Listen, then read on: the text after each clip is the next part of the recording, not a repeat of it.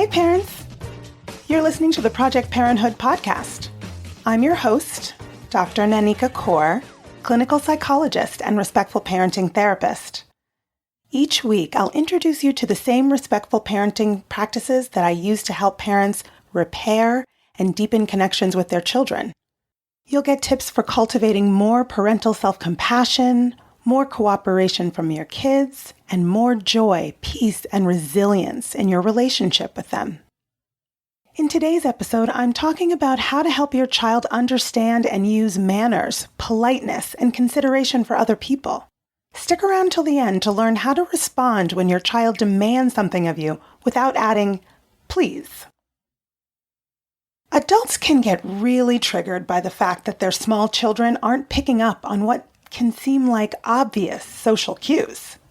Parents want to know when their child will reliably and consistently start to say things like please, thank you, and pardon me. It's common for parents to view child behavior through the lenses of adult-to-adult interactions. But it doesn't make sense to hold a 4-year-old to the same standard as an adult. Little kids don't always know how to use words to get their needs met. Children don't understand the ramifications of their words and behaviors, or lack of them, or what that might mean in a social and/or cultural context. So how can parents help kids develop consideration for others' feelings, needs, efforts, and personal space? How do kids learn how to follow social norms and cultural codes of conduct? Well, it starts with encouraging age-appropriate empathy. A key component for using appropriate social behavior at the appropriate times is the capacity for empathy. Beginning from a few hours after birth until about 9 months of age, babies can experience contagious crying in the presence of another crying baby. This is called affective empathy, an automatic and reflexive emotional reactivity in the face of someone else's distress. Between the ages of 1 and 3, children begin to show their empathic concern and emotional reactivity to others' emotions in more complex ways, vocally and through their facial expressions and gestures. These displays of concern are rudimentary forms of later prosocial behavior, which are voluntary behaviors that benefit another person. At age 4, kids are just starting to understand and be able to verbally describe another person's perspective. This is the beginning of cognitive empathy development, which continues to develop through adolescence. Kids get better at identifying simple emotions like sadness in others around age 7, and more complex emotions like disgust around ages 10 to 13. Having empathic concern for others is a component of a child's conscience, which are the internal standards a child develops for determining right and wrong behaviors, and which to use when. A child's conscience is shaped by their reflective emotions experienced in response to real or imagined consequences of their behavior, their capacities for self-control, and the parental values and standards that kids allow themselves to be influenced by. The desire to modify their behavior due to its effect on others depends on your child having empathic concern toward others, and the desire to change a behavior to avoid displeasing or disappointing a parent, teacher, or peer depends on your child being able to recognize and care about someone else's emotions. So here are some parenting practices that enhance the development of empathy. Responding with warmth and sensitivity to your child's emotional cues and needs, which models emotional responsivity. Encouraging open communication about emotions to increase emotional vocabulary and comprehension. Positive verbal acknowledgement of your child's spontaneous prosocial behavior, like helping, sharing, and cooperating, and empathic responding to others. But don't give material rewards, which decrease prosocial behaviors if you don't give the reward. Another way to enhance the development of empathy is to encourage attention to facial microexpressions that signal distress, which helps with emotional recognition. And finally, linking others' emotional expressions to the situations in which they occur. Invite kids to help. Joining in with parents to do pro-social activities together can also increase your child's likelihood of using pro-social behaviors with others. Invite your child to participate in household chores and caring for other family members. As young as 13 months, or whenever your child starts walking on their own, you can invite your child to, quote-unquote, help you wipe the table or sweep the floor. The goal isn't for them to do the task efficiently. It's to learn that the task exists, and a little bit about what it feels like to be an active and important participant in the family. Model graciousness. Parent educator Robin Einzig suggests that parents trust that modeling the behaviors you want to see in your child is enough, and that when your kids are ready, they will use the behaviors you've been modeling. Be sure you're using your own pleases, thank yous, and I'm sorries consistently in your child's presence. You can use invitations to help with everyday household tasks to model graciousness. You might clean up a spill they've made and allow them to refuse. If they do refuse, simply state, "That's okay, I'm sure you'll help next time." Drop the issue and clean up the spill yourself. Instead of reacting from a place of worry about their future laziness, resentment about being your child's personal housekeeper, or punitive anger that leads you to retaliating against them in some way, model what it looks like to be generous, helpful, and altruistic. Clean up the spill with neutrality rather than rage if you can, and move on.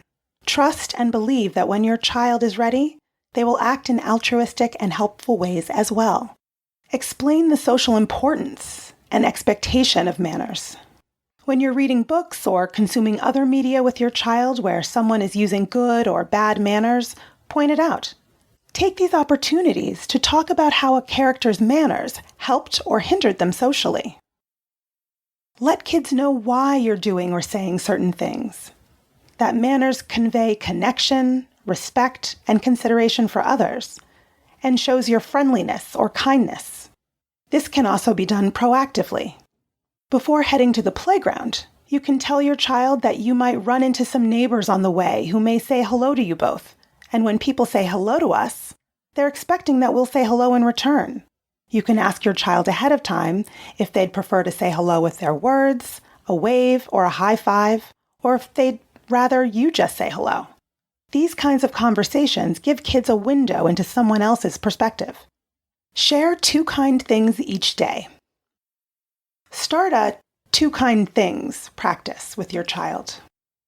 At dinner time or bedtime, each person states 1 kind thing they did for someone else that day, and 1 kind thing someone else did for them, and how they showed their appreciation for it. If your child can't think of anything, just offer your own 2 kindnesses, or perhaps a kindness you saw them give or receive. Challenge yourself. For this week's parenting challenge, try to model graciousness when your child omits the language of social niceties.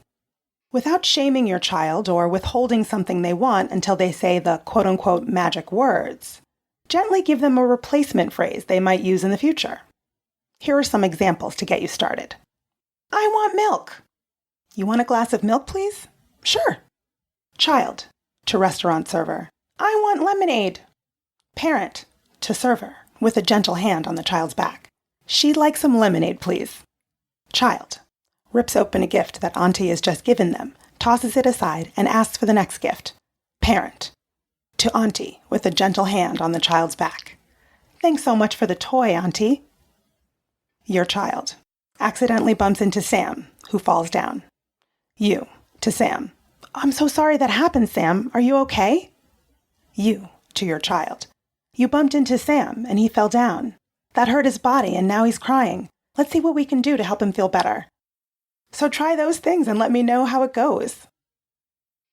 Encourage and model empathy, altruism in the moment, and proactively. Even role-playing games where you get to play an unruly, ill-mannered character who eventually figures out that being kind and polite is a better way to connect with others, and to have others interested in being connected with you. Very young children are only at the beginning of their many-year journey of learning how to be a functioning person in the social world. They're muddling through how to be with each other and what it's like to have an impact on one another. They need many bite-sized bits of information about navigating social situations and understanding social expectations. Think about teaching manners as a long game. You're going to have thousands of chances to have one-sentence conversations about appropriate social behavior. So call up your patience and compassion and let your kids know how manners help make social interaction so much smoother. I hope that's helpful. You can learn more about my work with parents at www.brooklynparenttherapy.com and on Instagram at BKParents. If you have more questions about your child using good manners, or any other parenting questions or stories, leave me a message at 646-926-3243, and be sure to let me know if it's okay to use your voice on the show. Or send an email to parenthood@quickanddirtytips.com. And don't forget to subscribe to Project Parenthood on Apple Podcasts, Spotify, or wherever you listen to podcasts. Catch you next week. Project Parenthood is a Quick and Dirty Tips podcast. It's audio engineered by Dan Feierabend, with script editing by Adam Cecil. Our podcasting and advertising operations specialist is Morgan Christensen. Our assistant manager is Emily Miller. Our marketing and publicity assistant is Davina Tomlin. And our intern is Brendan Pika. That's all for this episode. Catch you next week.